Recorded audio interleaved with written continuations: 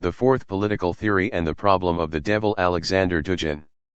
The essence of 4PT lies in that it rejects not only one of the political ideologies of the epoch of modernity, but all of them. By Razumov. https://eurasianist-archive.com/201709/10/the-problem-the-problem-devil. Author, Alexander Dugin. Translator, Jave Arnold. Geopolitica.ru/n. Clarifying the nature of 4PT. The fourth political theory, 4PT, is a conceptual matrix which describes the possibility of an alternative to the political tendency that became dominant in the epoch of modernity. The three main political ideologies of the epoch of modernity, which include liberalism, the first political theory, communism, the second political theory, and nationalism, the third political theory, in effect exhausted and embodied different aspects of the modern paradigm of political philosophy. These political concepts clashed with one another in the 20th century and determined the structure of the world wars, the Cold War, alliances, unions, etc. If the First World War was a clash between a number of major national European powers, then the Second World War exhibited a conflict between all three ideological forces: liberals in the face of the West, the US and England, communists in the face of the USSR, and Nazis/fascists in the face of Mussolini's Italy and Hitler's Germany, and other closely related movements. Accordingly, after the third political theory, fascism and National Socialism, suffered defeat, two political theories remained, the first and the second, and confronted each other in the Cold War until the first political theory, liberalism, beat the second, communism, in 1989 and particularly in 1991. Three versions of modernity. The entire history of modernity passed under the sign of these three political theories which embodied the very matrix, the very paradigm of modern political philosophy. All of them were built according to the logic of the political philosophy of the mother, all of them were materialistic, evolutionist, progressivist, and all of them considered the structure of the earth to be from the bottom up, not the top down, i.e., built on the foundations of an immanent materialist doctrine. As follows, the order of these theories' appearance and the order of their disappearance, or marginalization, also reflected a certain logic insofar as the battle between these three political theories was a fight over which of them was most consistent with the paradigm of modernity. These three versions of modernity fought amongst each other over the most important conclusion. At stake was discovering which of these ideologies embodied the essence of modernity. Communism claimed this and believed that it would come after the liberals. Liberalism itself claimed this, believing itself to be an expression of modernity as such, while, this is an important point, nationalism, fascism, National Socialism, also claimed this and considered itself a revolutionary doctrine reflecting the spirit of modernity, albeit in a different context, in different proportions, and with different guiding values than liberalism and communism. The liberals' victory, the first became last. At any rate, all three of these ideologies fought so that one of them could embody the spirit of modernity. Each of these ideologies believed that it was modernity. After the defeat of Nazism, two ideologies, liberalism and communism, were left vying for the right to embody modernity, but after 1989 to 1991 it turned out that only one ideology had won this lengthy struggle, liberalism. In other words, only one of the paradigm of modernity's three ideologies was genuinely paradigmatic. Tied to this is the process of globalization and the universalization of liberal ideology, which has become the only global ideology today, having won according to the results of history. Herein is also revealed the connection to Francis Fukuyama's assertion of the end of history. The end of history meant the victory of liberalism not as one of three ideologies, but as the ideology of modernity overall. The Adams attack. Capitalism, liberalism, considered itself to be the embodiment of modernity from the very beginning, but this was not obvious to everyone besides liberalism's proponents themselves. This claim was challenged by both communists and fascists, and in principle was not even entirely clear for several centuries. There was always the possibility of a different pivot in history, and communism seriously claimed that it was the epitome of modernity as the end of history as opposed to liberalism. Only at the end of the 20th century was the unconditional matrix of world political history decided as the spirit of modernity, one in the form of liberalism. Liberalism defended its right to be not only one ideology, but the ideology with a capital letter. Thus, it is the first and last political theory of modernity. It was with the victory of liberalism that we reached the political philosophy of postmodernity. After all, it is the domination of the individual as an atom that allows for the transition to the subatomic level. Modernity, having won in the face of liberalism, transitioned into postmodernity as the next, post-liberal stage. But this was possible only thanks to all forms of collective identity, those predominate in the second political theory, communism, and the third political theory, Nazism, being abolished. Liberals assert the individual to be the last atomic and credible ontological form of being. The individual as an atom became the anthropological foundation upon which liberalism was built. Yet only after the victory of this ideology and the triumph of the individual, expressed in the ideologies of civil society, human rights, globalization, the global liberal capitalist market, the transition from global politics to global economics entailing the end of history, as Fukuyama wrote, only at this moment did the door to postmodernity really open. Once the atom is affirmed as the main point of being, then all further movement turns towards the subatomic level. The phenomenology of political post-philosophy, or the political philosophy of postmodernity, is linked to this. Thus, without the victory of liberalism, the victory of postmodernism would have been impossible. Political postmodernity is based on the accomplished absolute of liberal ideology, the first political theory which completely defeated the second and third. It is in this approximate context that global society now finds itself. Global society is not yet a reality, but a project, that of the global West. When we speak of the West, we understand it not as the geographical West but, for example, as including even Japan and China's Pacific coast, where Western models in economics, culture, and society are predominant, as well as some countries in the Pacific region which are following the Western path of development. In other words, the West is a global concept. Of course, the West has not fully penetrated the flesh and blood of all of the societies, peoples, and civilizations of the earth, but it is nonetheless in the process of penetrating them. The West is the process of globalization, postmodernization, and the expansion of Euro-American/Euro-Atlantic culture across the entire planet. Today's agenda for global processes in politics accordingly entails the domination and affirmation of the victory of liberalism on a global scale, the liquidation of nation-states, what we are seeing in Europe, and the destruction of all forms of collective identity, such as nation, religion, gender. The transition from modernity to postmodernity, the highway. The question arises, is there any alternative to this process? Let us recall that the global political process today itself represents a transition from the political philosophy of modernity, in the form of victorious liberal ideology, to postmodernity. This is the agenda of Western society today. To what extent is this agenda universal? This question is very complicated. The West thinks of itself as global. Globalization is, after all, the spread of the West stain to all space. Therefore, the question at hand is the extent to which we are a modern society and are undergoing modernization and westernization, and to what extent we are part of the European world or Euro-Atlantic civilization. All other nations too, after all, practically silently accept the imperative of modernization and recognize the West as global destiny, even as the fate of non-Western peoples and societies.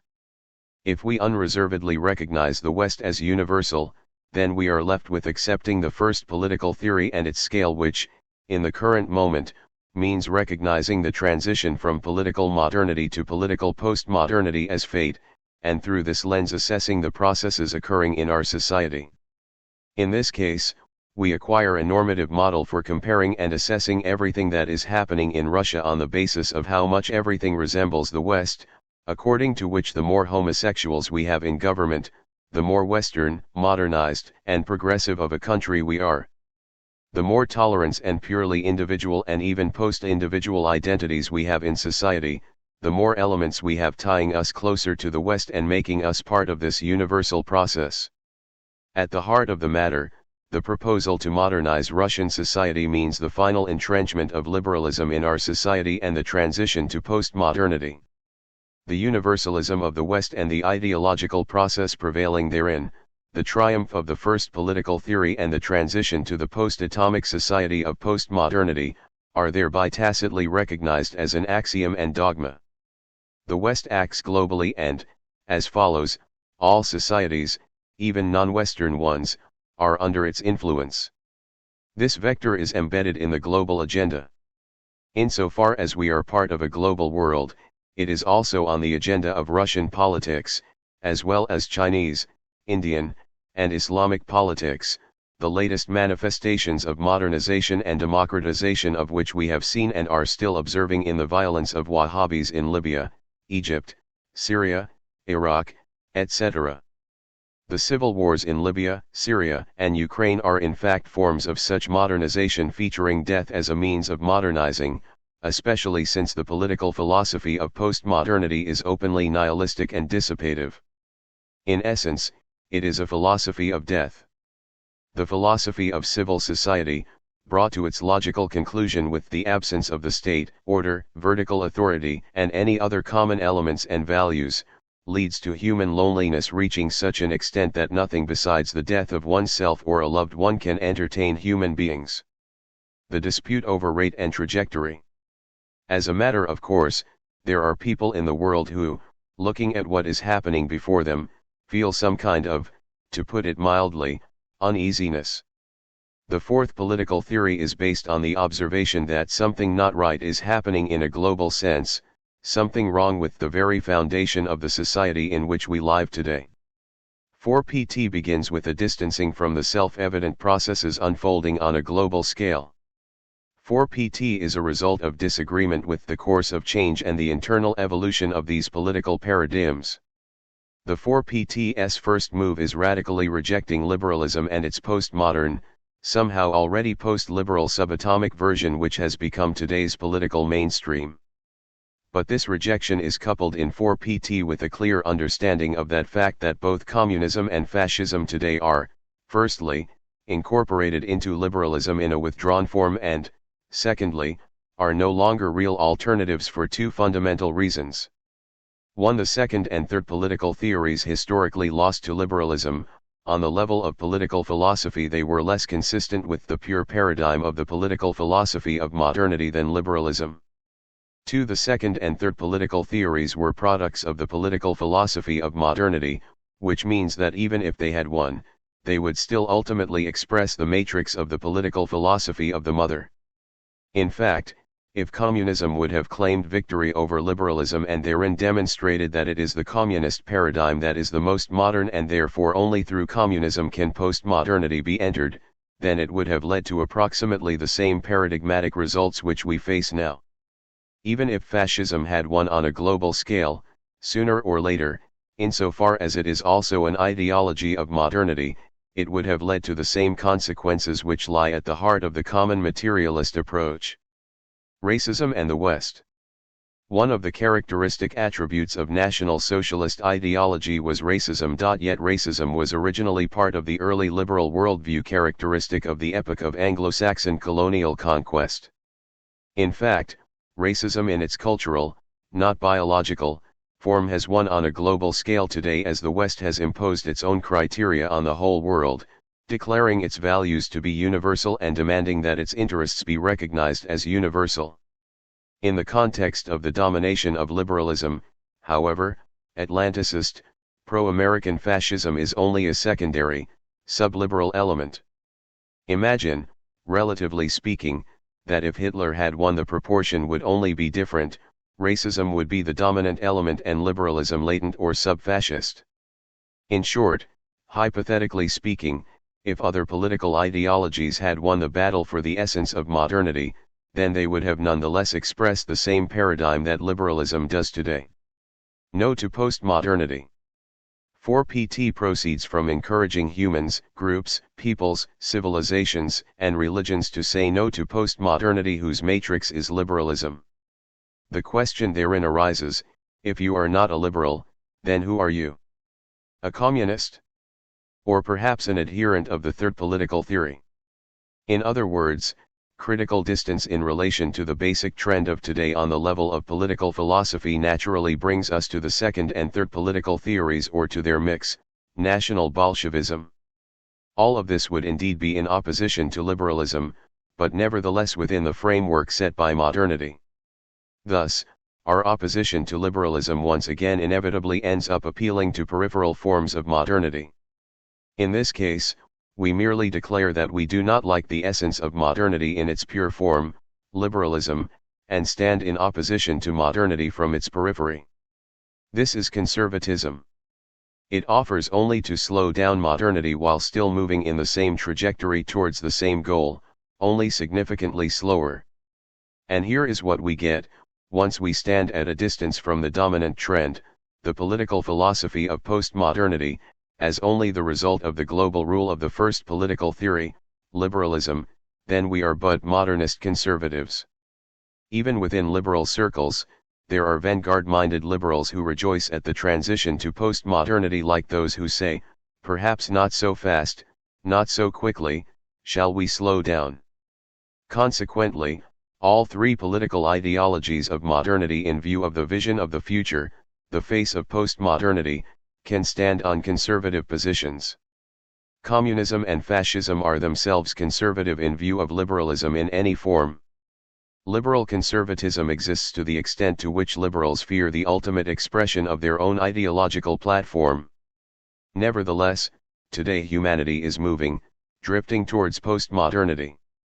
There are those who understand that this is not only too fast of a current, but that this current is not flowing there, but in a bad direction. The river should flow back. This is the point of 4PT. The murderous mother.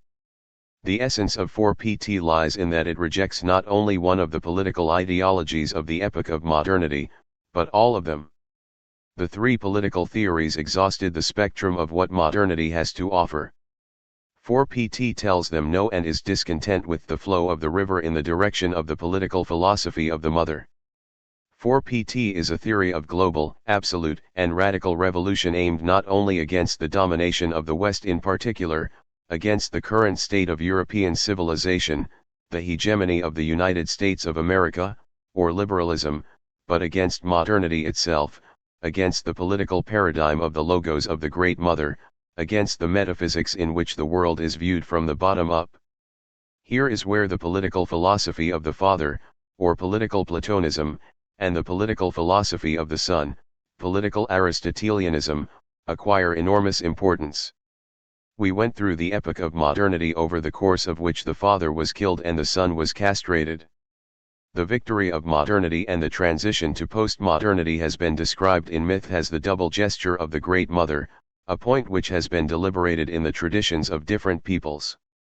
Mother Earth kills her father/husband, i.e., the figure who is the fundamental axis of the vertical topology of the political philosophy of Platonism, and she castrates her beloved son, i.e., denies the Aristotelian model its unmoved mover of the spiritual, eidetic, component. This is materialism. In order to attain the domination of living matter from the bottom up, it is necessary to uproot two possible alternatives, the political philosophies of the Father and the Son. Both are incompatible with the political philosophy of the Mother.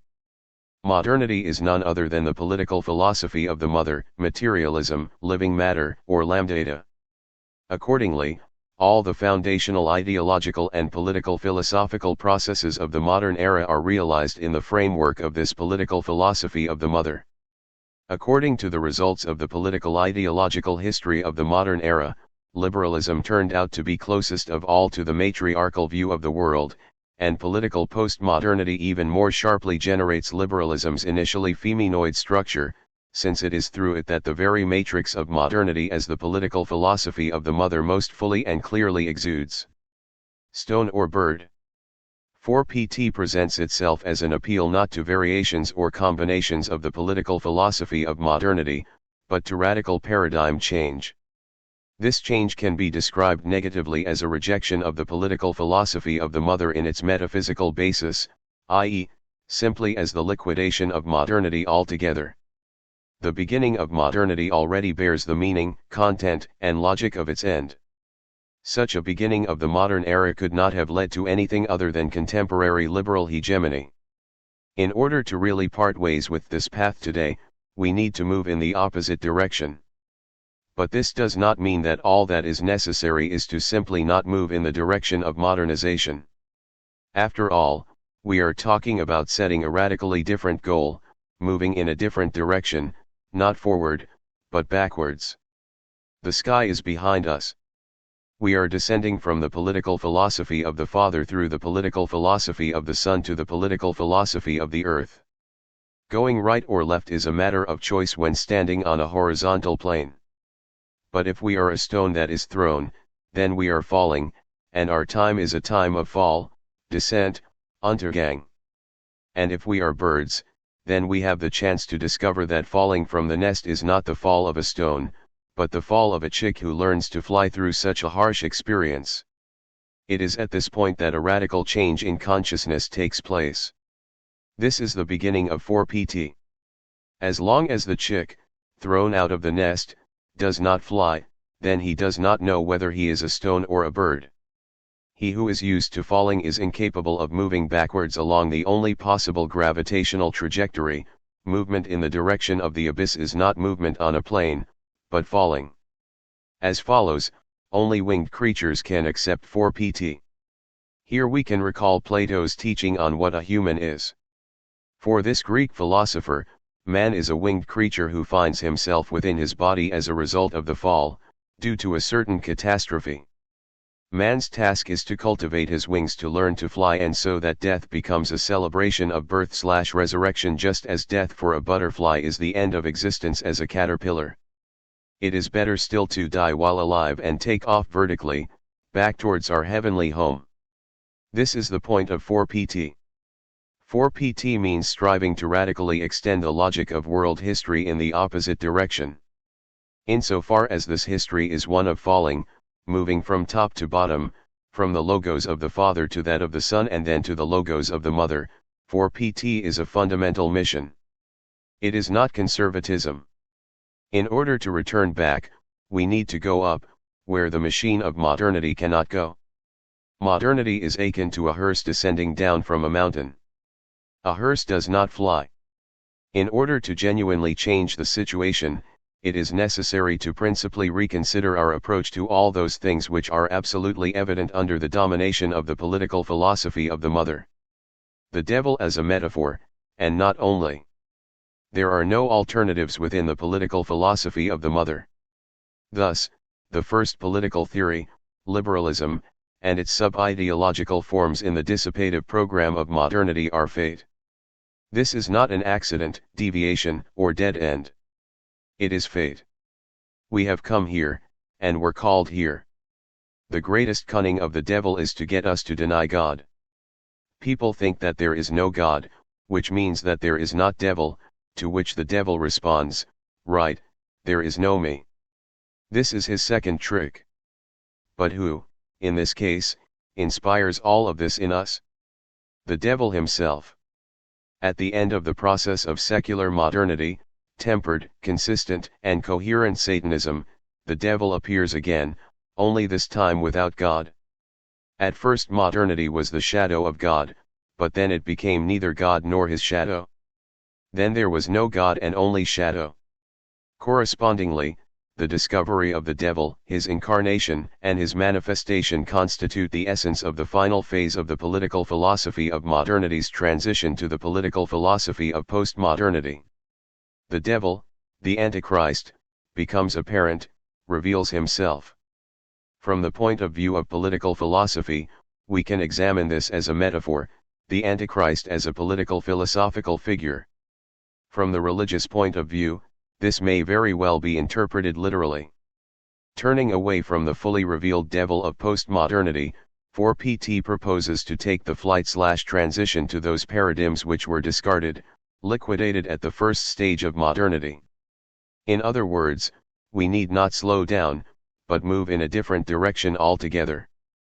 4PT starts with man disagreeing with, denying, and rejecting the present program of evolution of political history, and makes a cold and in-depth semantic analysis of all the previous semantic points of political history.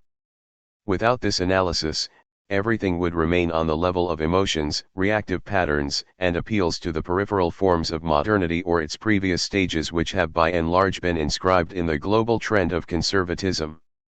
And here is the most interesting part: 4PT is counter-conservative. Conservatism, after all, is but the aspiration to move in the same direction at a reduced speed. 4PT proposes neither acceleration nor braking, for it does not think in these terms. 4PT insists that the whole path from the very beginning to the very end has led and is not leading there. Refusing the mother's hypnosis. A radical break with the hypnosis of the political philosophy of the mother is the first fundamental gesture of 4PT. Further, we know that the political philosophies of the father and son exist.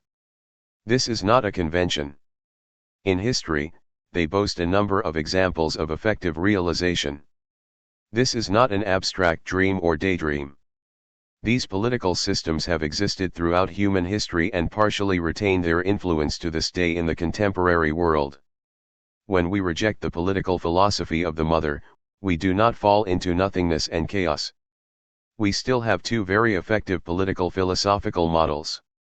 If we did not know the political philosophy of the father and the political philosophy of the son, then flowing along this river might not be so repulsive and, perhaps, we might agree to it given the absence of the very capacity to choose another direction. There is nothing out of the horror. If not modernity, then nothing, thus the proponents of modernity and postmodernity want to tell us. But fortunately we know that there is the paradigm of the father and the son. This is the second, positive, and creative half of 4PT's program. The most important point is that 4PT is based on the fact that the choice of paradigm is not within the three political ideologies, the logos of the Great Mother, but within the three logoi of the political philosophies of the father, Platonism, the son, Aristotelianism, and the mother, materialism. This is a free choice in which modernity is nothing more than one option, and far from all. The political philosophies of the father and the son, or their alliance, are objects of free choice. This is a task, not a given. It appears that we ended up in modernity because we forgot that the political philosophy of the father and the political philosophy of the son need to be constantly affirmed anew with each new generation and new person. We took them for something guaranteed, something taken for granted. As soon as even a vertically oriented political system becomes inertia or something ready-made and given, then it begins to fall, to collapse. If instead of as a free establishment we take the monarchical, imperial, traditional, and caste vertical to be a fact, something given, and once we no longer reaffirm such at each stage, then sooner or later we will fall into the dustbin of modernity and its last logical accord, the political philosophy of the mother. The black double. Thus, the essence of the political philosophical dignity of man as a species is opened in 4PT, the dignity of the humanity that is now moving, whether faster or slower, in the direction of modernization, westernization, and progress as if nothing is happening. This is the black double of mankind, the humanity which, by choosing freedom, chooses non-freedom, and while having the right to dignity, flight, and heroism, throws itself into slavery, misery, and in the service of matter. Returning to the political philosophy of the father or the son is more difficult today than ever. But it is now that this choice carries all the fullness of its primordial, patriarchal, heroic meaning. Man differs from his black double in that he is a philosophical being capable of free choice. He has been given the freedom to choose his own political philosophy on a paradigmatic level, not on the basis of what the menu offers. We can say that 4PT is an invitation to restore/reconstruct the political philosophy of the Father and the political philosophy of the Son. We know that these alternatives exist and we can freely choose them, thus destroying the hypnosis of the matrix of the three modern ideologies, the hypnosis of the matrix of the political philosophy of the Mother. We can choose an alternative political philosophy beyond what we are offered as exhaustive and complete. If such is really anything complete, then it is but the complete assortment of the devil's temptations.